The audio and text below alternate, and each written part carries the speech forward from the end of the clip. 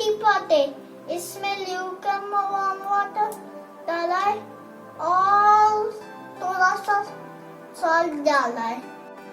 अभी हम breathing exercise करेंगे 10 टाइम्स में। तो आपको फर्स्ट क्या करना है, 10 टाइम्स में ऐसा करना है।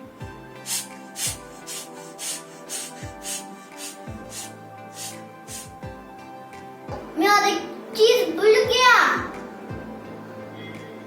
जल नेटी के टाइम माउथ से ब्रीथ करना है और माउथ से ओपन करना है माउथ।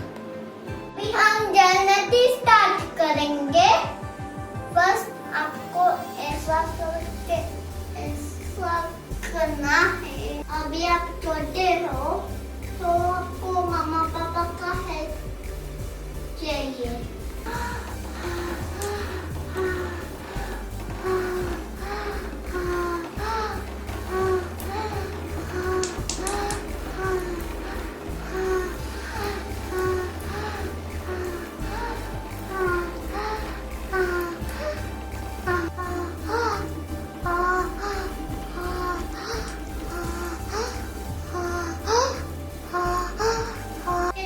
जल नेटी करने के लिए बहुत अच्छा लगता है।